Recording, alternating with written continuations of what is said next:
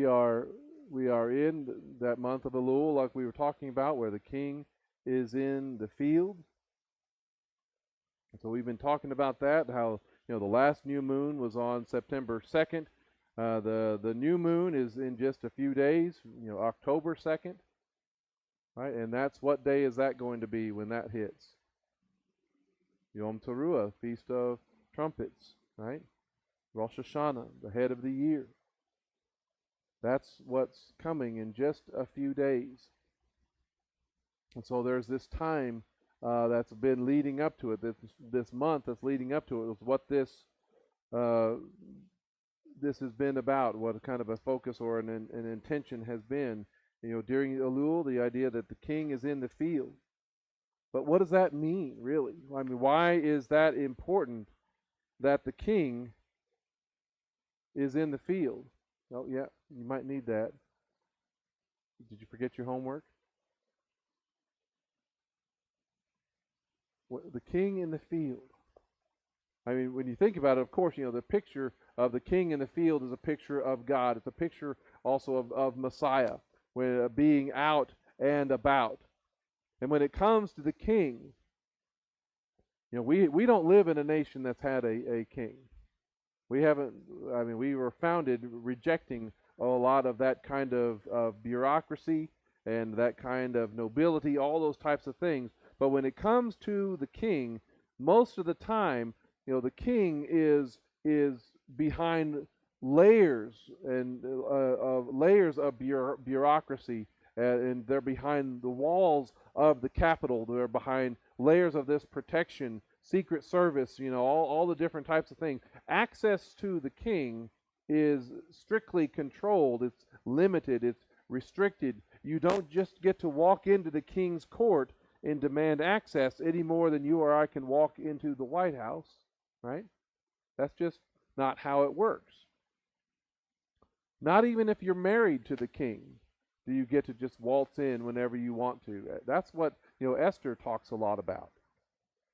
When she was hearing about the things going on in the nation in her day, she's talking about this to Mordecai. She says, all the king's servants and the people of the king's provinces fully understand that for anyone, man or woman, even if you're married to him, she's talking, who approaches the king in the inner courtyard without being summoned, he has one law, that he be put to death unless the king extends his golden scepter, permitting him to live.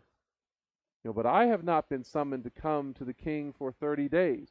So the same rule really applied to her when it came to going into the court of the king, coming in before him in any kind of official manner. Even Esther knew she could not just show up without the potential for consequence.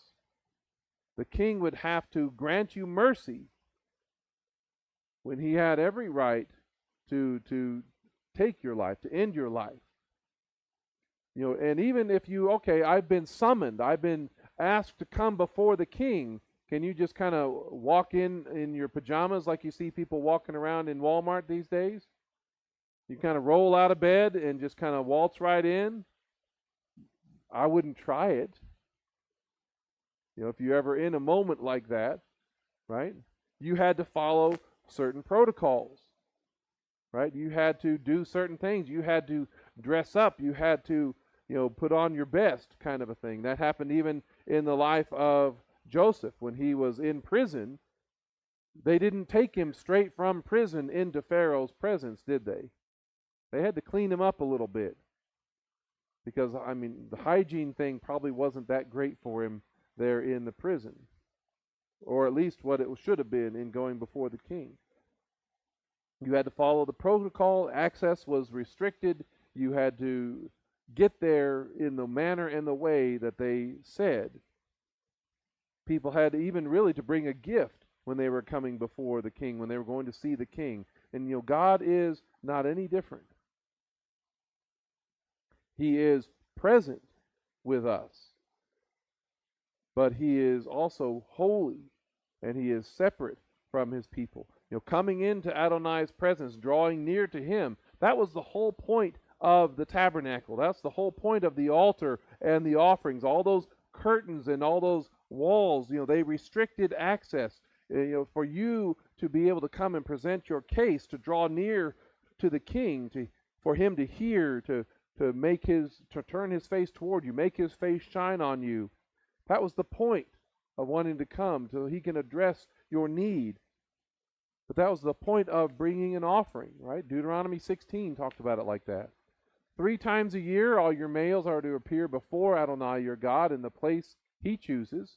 Again, you come when the king says, to the place that he says. At the feast of Matzot, the feast of Shavuot, the feast of Sukkot, no one should appear before Adonai empty-handed. The gift of each man's hand, according to the blessing Adonai your God has given you. So he is calling us into his presence. Shabbat is a time where he is calling us into his presence. So we come when he tells us to, in the way, in the manner in which he tells us. When we think about all of those layers, all of those curtains, all of those walls, when you think about the nations and things, the nations, we're distant. We're pretty far away from him. We don't just have the right to walk in. Israel, this is a picture of the tabernacle out in the wilderness. Israel was in the camp around the tabernacle, right? They had their sides. Each camp was designated, and they were set up in certain places in certain ways. But was Israel allowed to just walk in whenever they wanted to? No. So not even they had that right or that access and freedom. Only each time you went into a layer, each time you went past a certain place, the access was limited to fewer and fewer people. The Levites could go so far. The priests could only go so far. They could come in behind the curtain. In the days of the temple, you had all of the walls that restricted access. They created things like later in Herod's day, they had the court of the Gentiles. We talked about that recently with about the Soreg, where you could, the past, where the Gentiles were not permitted to go past that, and there was the sign over there. You see that on the left. That was the warning that if you as a Gentile come past this point, you are forfeiting your life. When the accusation came against the Apostle Paul that he had brought a Gentile into the temple complex, he had brought him, the accusation was that he had gone past this point. They had the court of the women. There was, inside of that, there was the court of Israel where the men would bring the offerings. Then there was the holy place where fewer and fewer could go. And then there was the most holy place, right?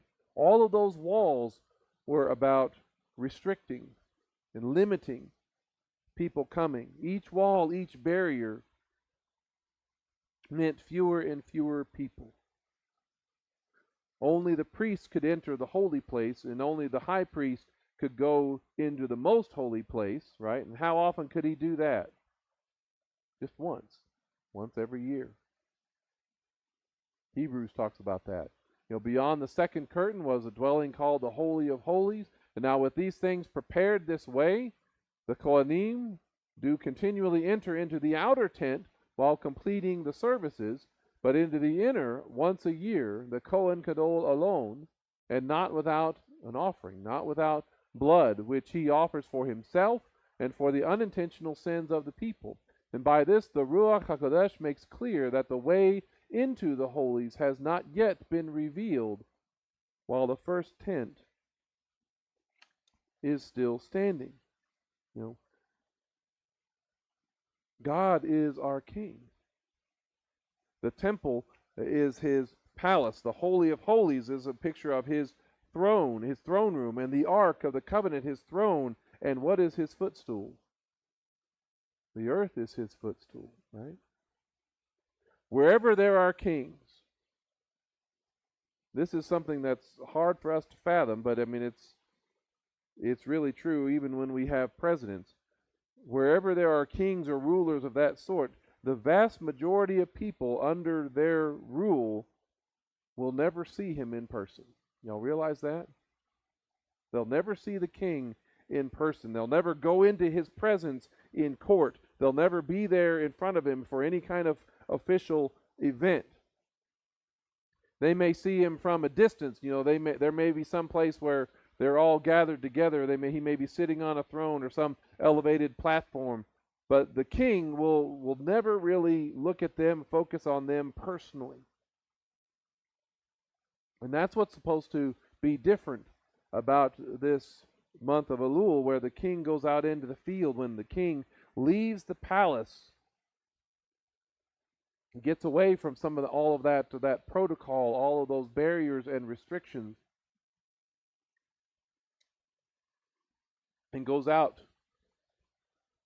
to see his kingdom, wanting to see the land, see the harvest, what's going on, to see the people, where he can see for himself, what if the enemy has come in and sown any tares or weeds into his field, where he can give direction and instruction to the harvesters. What should we do in separating the wheat from the tares, right? The king gives those kind of instructions. Then he'll say this, now I want you to plant this here. I want you to take the crops and the things there, separate the sheep from the goats. This is the people's time to see the king, to approach him, because all those layers that keep people away are distant and gone. That's what the picture is. That doesn't mean you just kind of run up and do whatever you want, but you have access in a way that you didn't have before. The first time a person met with God, essentially, for all practical purposes, in the field, was in Genesis with Adam. Adam would meet with God in the garden, out amongst the trees with the fruit and the animals, and the king provided his servant with his greatest need, right? He was alone. He provided a bride. The king in the field is connected to the bride and the bridegroom finding each other, being brought together. When Jacob left his father and mother and went to Haran, he went in pursuit of his bride, he was found and she was found out in the field. He came with wisdom and service. He was, at the time, he was educating some of the lazy shepherds of how best to care for their sheep. He removed the capstone on the well all by himself when he saw who coming? When he saw Rachel coming leading her flock. This is after he had been, sleeping with his head on the rock, seeing that stairway into the heavens and talking with God. Right? This is after he had done all that. And we learn from the Targum, the Aramaic, that it's that memra that goes with him. Behold, my word, my memra, is for thy help, and will keep thee in every place where thou shalt go, and will bring thee again to this land, for I will not leave thee until the time when I have performed all that I have told thee. That's when he goes, when he has that promise that the memra, the word, is going with him and caring for him, making him successful in all he does. After leaving Bethel, he went out and found not only the source of living water, but a bride out in the field. It says, then Jacob lifted up his feet and went to the land of the peoples of the east. And when he looked, suddenly there was a well in the field. And there were 3 herds of sheep resting by it, for from that well they would water the flocks. The stone on the mouth of the well was large. And while he was still speaking with them, Rachel came with the flock that belonged to her father, for she was a shepherdess. Now when Jacob saw Rachel, and again they're both out in the field, the daughter of Laban, his mother's brother, Jacob stepped forward and rolled the stone away from the mouth of the well, and watered the flock of Laban, his mother's brother. Then Jacob kissed Rachel and lifted up his voice and wept. He wept as he found his bride out in the field. Rachel found her husband out there in the field. The field is where some things can happen. The field is also where Ruth found her husband, Boaz, her kinsman redeemer, where Naomi's joy was restored. He says, now Naomi had a relative on her husband's side from Elimelech's family, a prominent man of substance whose name was Boaz. Ruth, the Moabitess, said to Naomi, please let me go out to the field and glean grain behind anyone in whose eyes I may find favor. And Naomi said to her, go ahead, my daughter. Again, this is that connection of things happening out there, of the uniting of the bride and the bridegroom. So Ruth went out and gleaned in the field behind the reapers. She just so happened to be in the field of Boaz, who was from Elimelech's family. Soon after Boaz arrives from Bethlehem, he said to the harvesters, Adonai be with you. They replied, may Adonai bless you. So Abraham's servant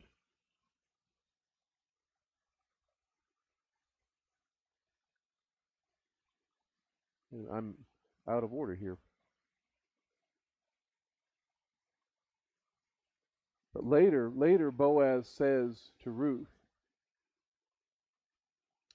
he says, may Adonai repay you for what you have done, and may you be fully rewarded by Adonai, God of Israel, under whose wings you have come to take refuge. So in seeking Boaz, seeking to provide for her family, she meets Boaz out in the field, and in doing so, she is taking refuge under Adonai's wings. Because it just so happened, purely by coincidence, of course, that Boaz is the one who can redeem the family. He's one who has the interest of salvaging that glorious future for Ruth and Naomi, a future for them that includes King David as a great-grandson. That includes even distantly the Messiah.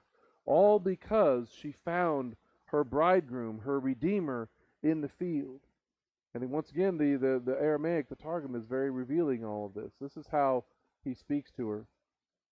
He says, may the Lord reward you well in this world for your good work, and may you receive full recompense from the Lord, the God of Israel, in the world to come, because you have come to be a proselyte and to seek shelter under the shadow of his glorious presence. So she's not just coming to be with people, she's coming to believe in their God.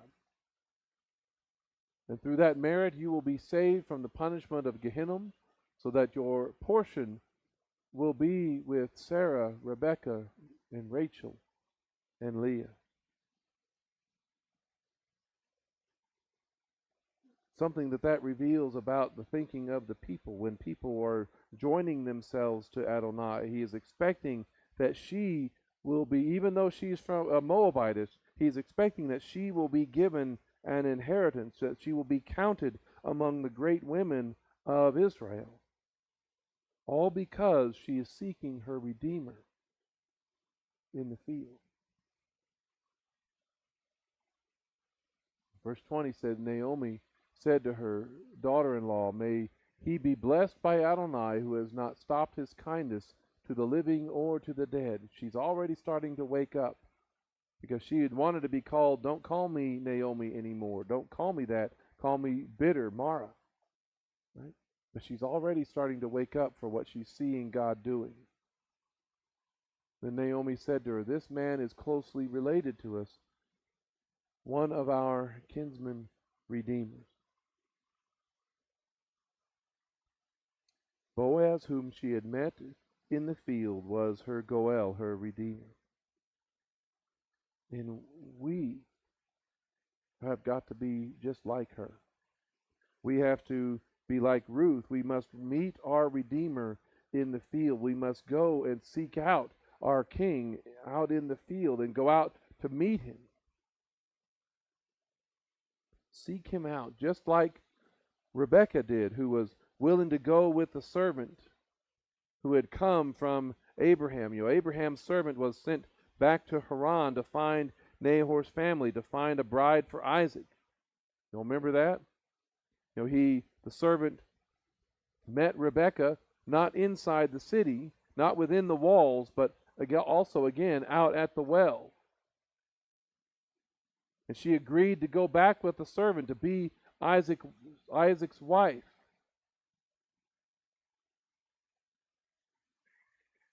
She agreed, she was willing to go with the servant to marry a man she had never even met. The servant merely told her about his master.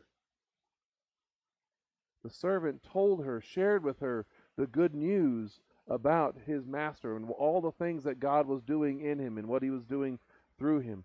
And Rebekah, just by the hearing of this good news about the servant's master, Rebekah had to believe that description was true. She had to believe and have enough faith to leave her family and go and everything that was comfortable for her in order to go with this servant to meet the master. And guess where she met him?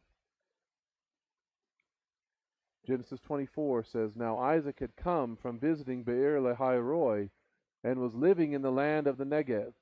And Isaac went out to meditate, strolling in the field at dusk. Then he lifted up his eyes and saw, behold, camels were coming. Rebekah also lifted up her eyes and saw Isaac. Then this is the interesting phrase. It says she fell off her camel. Hopefully it was a more graceful fall than that sounds like. But she said to the servant, Who is that man there who is walking in the field to meet us? There's something that happens when the two are brought together in the field, when the bride and the bridegroom are brought together in the field. Who is that man there who is walking in the field to meet us? And the servant said, He is my master. He's the one I've been telling you about. He's the one I told you about when we first met. I didn't have a picture to show you. Didn't have any videotaped message or anything like that. I could just describe him to you. That's him. So she took the veil and covered herself. Rebekah finds her future husband out in the field, and even seeing him from a distance, whatever the servant did to describe Isaac to him, somehow she knew that must be the one he's talking about.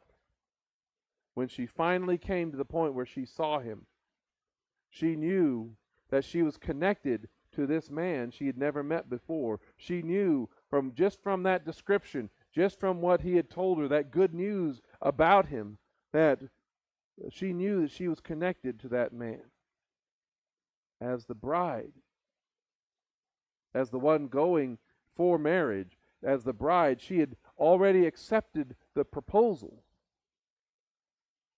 and now she was making herself ready to meet her bridegroom out in the field. And of course, Isaac, multiple times throughout his life, particularly in the binding of Isaac in Genesis 22, he is a picture, he is a prefiguring of Messiah. So it's a picture as if she is meeting Messiah out in the field, because Isaac, as the bridegroom, represents Messiah, our bridegroom. And the father in his case, Abraham, didn't let the bride be brought to his son until after he had taken his son, his only son, whom he loved, and offered him on the mountain. He didn't find his bride until after that. And Isaac was one who willingly laid down his life on that altar. He didn't fight, he did not struggle. It was as if he was like a sheep before its shearers is silent. Isaac didn't protest, didn't try to get away. So great was his faith and trust in the plan and purpose of God. And it was not the right time for the bride until after he had been laid on that altar of sacrifice, until after Abraham, for all practical purposes, as Hebrews talks about, until after Abraham received his son back from the dead.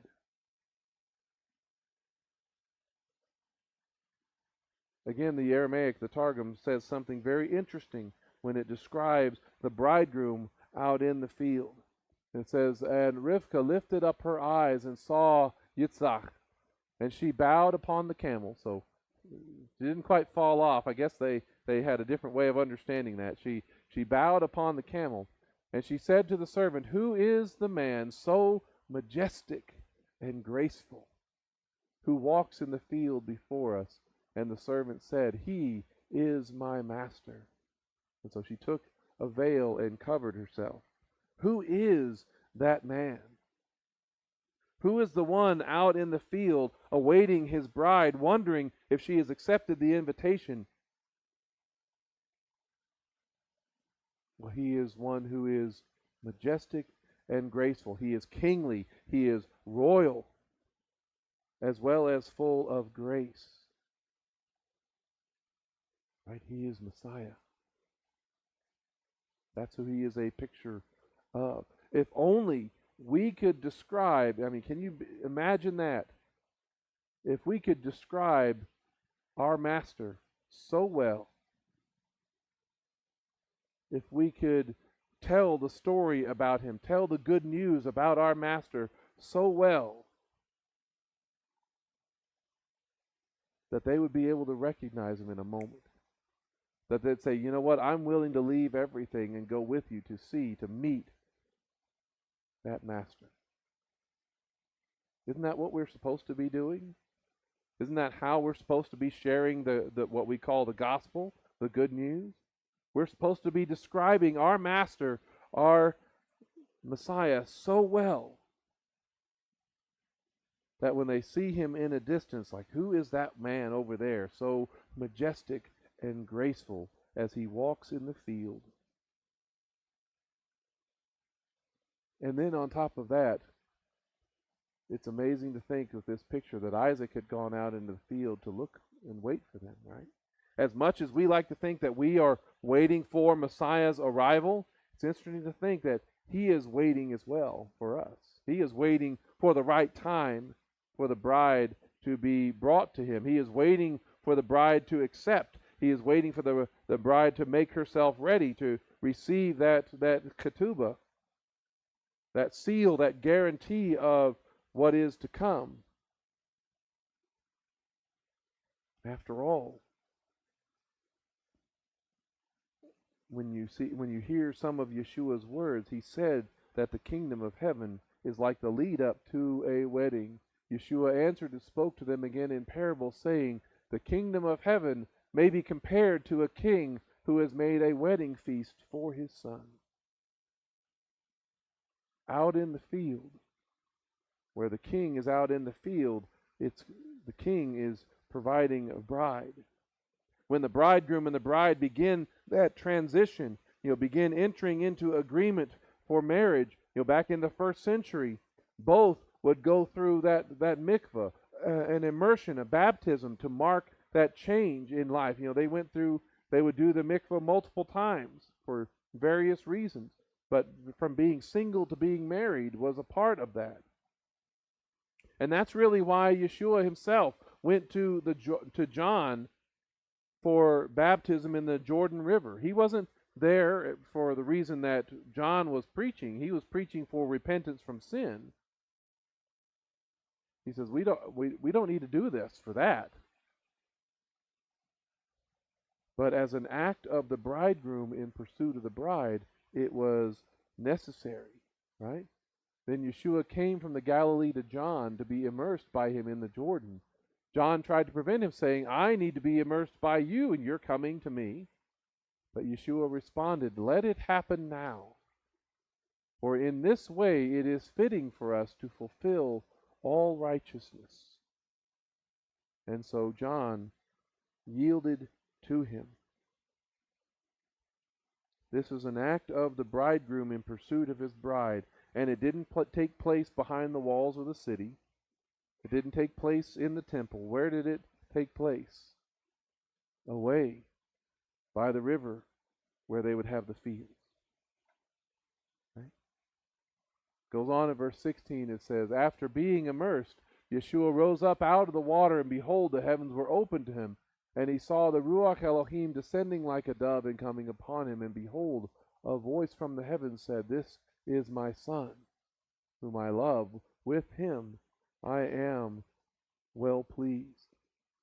This was the Father giving the blessing for the Son to go in pursuit of his bride.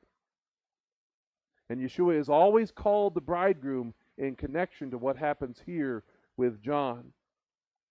And at one point again, while they are out away from the city, John said this in John chapter 3. They came to John and said, Rabbi, the one who was with you beyond the Jordan, the one you testified about, look, he's immersing, and all are going to him, coming to him. And John answered, a man can receive nothing unless it has been given to him from heaven. You yourselves testify that I said, I am not the Messiah, but rather I am sent before him. The one who has the bride is who? It's the bridegroom. But the best man rejoices when he stands and hears the bridegroom's voice. So now my joy is complete. He must increase while I must decrease. It doesn't bother me a bit that he's getting all the attention, because he's the bridegroom. He is the one who's come in pursuit of his bride. He's supposed to get the attention. I'm fulfilling my purpose by directing people toward him. I'm the servant describing the master and pointing people to him. Yeshua is entering his role as the bridegroom, and he's going to pay the redemption price for our freedom with his own life. And when we come and we say yes, when we've heard this master described and we say yes to him, we accept that proposal to be a part of the bride. What are we supposed to do? Don't we go through a mikvah, a baptism as a public pledge in response? That's why we do that. It's not to remove our sin. It's not in order to be saved, but it's because we are accepting that proposal. And just like he was immersed as the bridegroom, we are immersed. And so that picture of the wedding is put together. We are coming under the shelter of his wings. We are entering into the ark of protection, so to speak, and the salvation that he provides. This is all in response to his proposal. And so we give our answer, our pledge to him. First Peter talks about it, he compares it to Noah and such, and entering into the ark. He says, corresponding to that, immersion now brings you to safety. Not the removal of dirt from the flesh, but a pledge or the answer to God of a good conscience through the resurrection of Messiah Yeshua. It's in our culture today, and I think I've shared this with y'all before. When a man proposes to a woman, he offers her a gift, right? It's usually in the form of a ring, and if she accepts it, what is she supposed to do? She typically puts it on, right? Wouldn't it be a little bit awkward if he proposes and she says yes, and she says, but I don't want to put that thing on? Okay, well, how committed to you are you? How committed are you to this relationship that we've got going here? I don't want to wear the ring. That kind of says something. And that's what the importance of what baptism really, immersion is supposed to be, that mikvah is supposed to be. It's that pledge. It's that answer that we are giving to him. And the Holy Spirit is the one that acts as that down payment, as that bridal price that guarantees what is to come. He's acting like the ketubah, I should say, because it's Messiah who has paid the price. In the meantime, what is Yeshua doing as things are being prepared for the wedding that is to come? He's preparing a place for her in his Father's house. He is preparing the wedding feast, and he's inviting the guests. And when Messiah is first found, just like Isaac, he's outside the walls, outside the tents, out in the field, waiting to see his bride. He says, "In my Father's house there are many dwelling places. If it were not so, would I have told you that I'm going to prepare a place for you?" Again, that's wedding language. "If I go and prepare a place for you, I will come again and take you to myself, so that where I am, you may be also." This is wedding language. Messiah is not, when he was walking around there, Messiah must be found after he leaves the throne room of heaven and walks around in the fields of the earth. When he came the first time, born, as he did, as and God in the flesh, he is walking around in the fields. He humbles himself to the point of being a servant. Again, he's outside the walls, outside the tents, waiting to see his bride. He humbled himself even to the point of death. He emptied himself, taking on the form of a slave, becoming in the likeness of men, and being found in appearance as a man, walking around the fields. He humbled himself, being obedient to the point of death, even death on the cross. Even in this moment, even in his death, it's also a picture of being taken outside the walls, outside the security of the throne, out to this distant place. And it's in comparison, it's the same picture of the red heifer that is taken outside the camp, that purifies from death. Hebrews 13 talks about that. He says, "For the bodies of those animals whose blood is brought into the holies by the Kohen Gadol as an offering for sin are burned outside the camp. Therefore, to make the people holy through his own blood, Yeshua also suffered outside the camp." And then, this is the important thing. When the king is in the field, let us go to him outside the camp, bearing his disgrace. For here we have no lasting city, but we seek the one that is to come. We find our Messiah outside the normal channels, maybe not what you were expecting, out in the field, outside the camp. Just like Isaac, just like Boaz, Messiah must be found outside the walls, outside the tents, out in the field, waiting to see, as he is waiting to see his bride. But here's the other kicker. We must go to him to find him. But the king in the field can be missed. It is easy to have our vision clouded. It's easy to not see our connection to him, to not recognize him or the time of his visitation. And it's even more so, it's another thing to avoid him altogether. "Oh, I know that the king is out in the field. Well, I'm going to be absent that day. I'm not going to go. I'm going to avoid it." He can be right there in their midst. But because of our sin, we run away from him. We avoid him at all costs. We put off seeing him for another day. We can intentionally avoid our king, even as he is leaving his throne and coming out to the field to see us. And that picture, again, goes all the way back to the beginning of missing the king when he's right with us. Genesis 3 says, "They heard the sound of Adonai Elohim going to and fro in the garden in the wind of the day." And instead of going out to meet him, instead of running up to rejoice in being in his presence, of saying, "Who is that man so majestic and graceful?" Instead, the man and his wife hid themselves from the presence of Adonai Elohim in the midst of the tree of the garden. If it's easy to miss him, even as he is pursuing and seeking after us. The Aramaic lets us know exactly who was walking about in the gardens in the field. It was the Memra, the Word, the Messiah.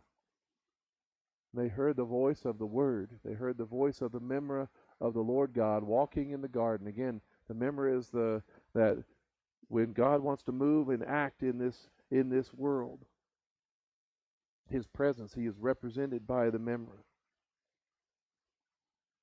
He's walking in the garden in the repose of the day, and Adam and his wife hid themselves from Messiah, hid themselves from before the Lord God among the trees of the garden. Because even now he is like Isaac out in the field waiting to receive his bride. Even now he's walking about in the field awaiting that word to be able to go and gather her under his wings and return to the throne. He waits. He wants to meet us. But we should not put it off. We do not want to let our sin, our hesitation, cause us to avoid him, to hide from him. Instead, as Isaiah says, seek Adonai while he may be found. When he's out in the field, seek him. Make yourself ready for him. Call on him while he is near. Let the wicked forsake his way, the unrighteous one his thoughts. Let him return to Adonai so he may have compassion on him, and to our God, for he will abundantly pardon. And as Paul talks about in Corinthians, since we are co-laboring, we also urge you not to receive God's grace in vain, for he says, at a favorable time I listened to you, in a day of salvation I helped you. Behold now. Now is that favorable time. You can't guarantee what tomorrow may be, but now is the favorable time. Behold, today, or now is the day of salvation. And so we go to the King while he is in the field. And when the shofar sounds and his arrival is announced back in the city, we are following with him and rejoicing at seeing his day and not hiding from him. That makes sense?